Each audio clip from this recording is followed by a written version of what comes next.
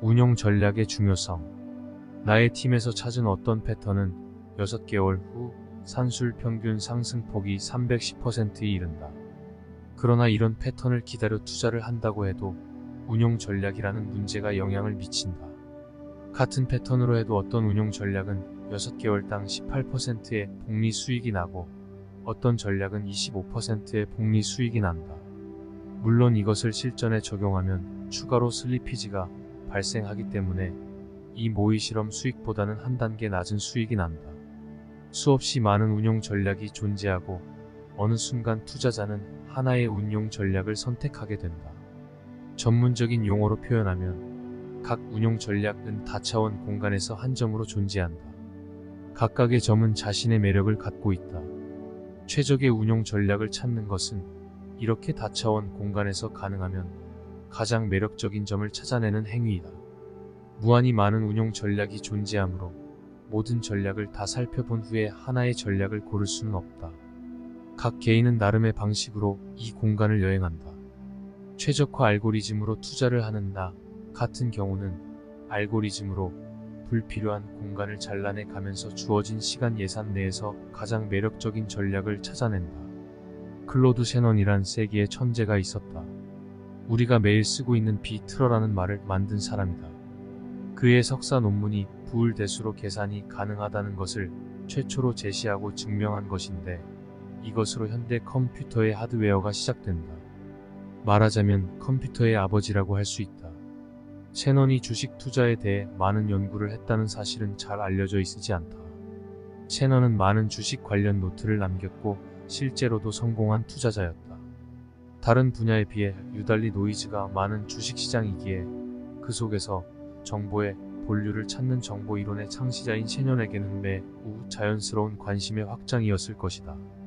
이런 배경을 모르면 과학자 셰넌과 주식 연구는 전혀 어울리지 않는 것처럼 보일 것이다. 내가 지인들에게 왜 컴퓨터 공학자가 엉뚱하게 투자 공학을 연구하나는 엉뚱한 질문을 받을 때마다 셰넌의 이야기로 설명을 대신한다.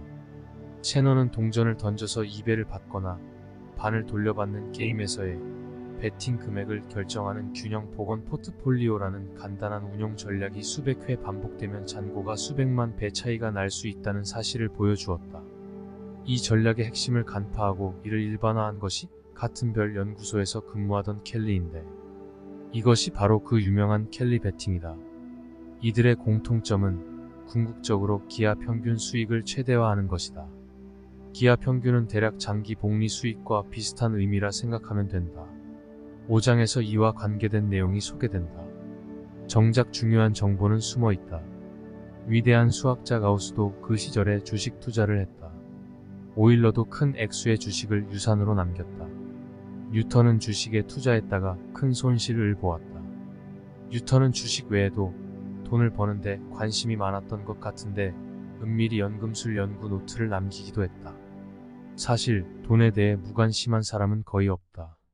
생활에 불편하지 않게 여생을 살 수 있는 정도의 잔고를 갖고 은퇴하고 싶지 않은 사람이 어디 있겠는가. 그렇지만 돈에 대한 생각은 공개적으로 이야기하기가 보통 조심스러운 것이 아니다.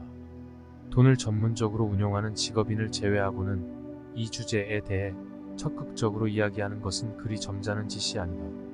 금융 분야에 있지 않은 내가 투자를 연구 주제로 정하고 공개적으로 활동하기까지 많은 심리적 저항이 있었다. 이는 마치 성에 대한 사람들의 태도와 비슷할 것이다. 특히 과학자나 인문학자들의 경우에는 좀 더 강한 문화적 압박을 받는다. 셰넌도 수십 권의 투자 노트를 남겼고 사적인 강연을 했지만 이에 대해서는 단 하나의 공식적인 논문도 쓰지 않았습니다. 이런 문화가 투자 기법의 공개적인 발전을 가로막았던 건 아닌가 싶다. 학교 시절에 성에 대해 제대로 교육을 받지 않아 건강한 성에 대한 의식을 쌓기가 힘든 것처럼 정제 교육도 비슷한 것 같다.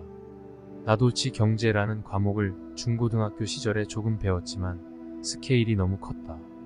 자신의 잔고를 어떻게 현명하게 관리하는가에 관한 교육은 전혀 없었다. 이런 현상을 두고 음모론자들은 세계 금융시장을 추수하는 세리들이 대충이 재테크에 무지하도록 선진국의 정제 교육길 책을 유도한다는 요지의 과장된 주장을 하기도 한다. 아무튼 평균적인 전문 무자가들의 수준도 생각보다 높지 않다는 사실을 생각하면 지금의 행태는 무식한 사람이 좀 덜 무식한 사람에게 돈을 맡기는 꼴이다. 다른 사람에게 지적 자극을 줄 수 있는 많은 아이디어가 개인의 머릿속이나 사적인 채널에 묻혀 있을 것이다. 그런가 하면 수익을 추구하는 금융회사에서도 결정적인 수익이 나는 좋은 아이디어는 절대 공개하지 않는다. 투자의 세계라는 것이 과학과 달리 고품질 아이디어는 세상에 공개되기 힘든 재미있는 특성을 가진 분야다. 이 책을 쓰고 있는 나도 마찬가지다.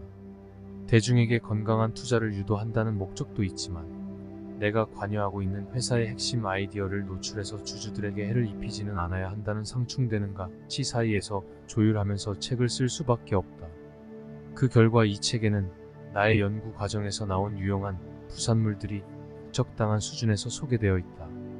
역사상 이렇게 많은 똑똑한 사람이 한 분야 주식 투자 분야에 종사하고도 아직도 이런 수준에 머물러 있는 경우는 드물 것이다.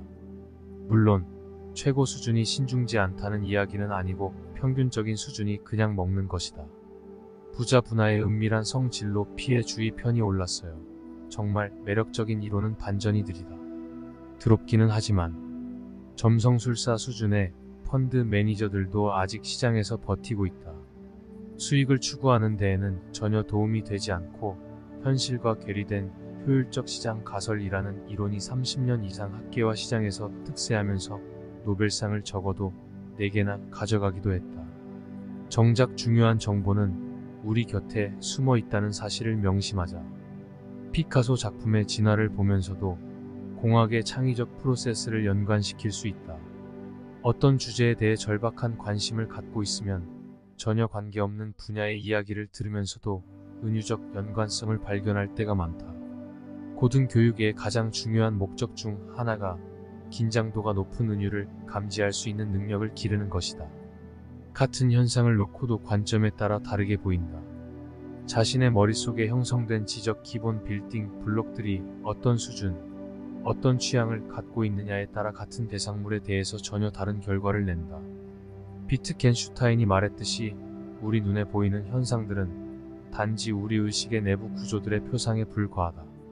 어떤 사람이 새로이 만들 수 있는 산출물은 자신이 그 과정에서 사용하는 지적 빌딩 블록들 중 가장 높은 수준에 있는 것보다 한 단계 더 높아질 수 있을 뿐이다. 그러니 1단계의 추상화 수준에 있는 사람과 10단계의 추상화 수준에 있는 사람은 애초에 비교할 수가 없는 것이다. 말이 통할 수도 없다. 투자에 대한 대화를 시작하고 15분이 지나면 그가 가진 추상화 레벨을 짐작할 수 있다. 2단계 이상 차이 나면 대화라는 것이 의미가 없어진다. 자신의 사고체계를 갖고 있고 그 핵심을 출 것이 체화한 사람은 다른 주제나 접근법을 볼 때도 자신의 체계와 연관시키는 것이 자유스럽다. 수학과 최적화 분야에서 라그랑지 변환이라는 것이 있다. 어떤 어려운 문제를 풀 때 라그랑지 수를 이용해서 다른 문제로 변환한 다음 풀어서 원래 문제로 돌아간다. 두 문제가 똑같지는 않지만 뒤쪽의 문제가 훨씬 단순한 문제가 되고 원래 문제의 특징을 상당 부분 공유한다. 이것은 문제 해결에 있어서 구사하는 학제적 접근의 은유적 예라고 할 수 있다. 투자에서도 수리적 마인드뿐만 아니라 경제 지식, 인문학적 지식, 음악, 미술 등 도움이 되지 않는 지식이 없다. 그 어떤 것이든 제대로 체화되어 있다면 투자 활동을 하면서 은유적으로 연관이 되게 되어 있다. 그렇다고 허황해져서는 안 된다. 주식의 흐름을 베토벤의 선율로 해석하는 그랜빌 시계 허풍이나 복잡계로 주식의 미래를 예측하는 황당한 것은 안 된다. 복잡계는 예측의 도구가 아니고 프로세스를 해석하는 도구다. 풍부한 관점을 갖고 높은 추상화 레벨에서 상황을 볼 수 있으면 느긋한 투자가 가능해진다.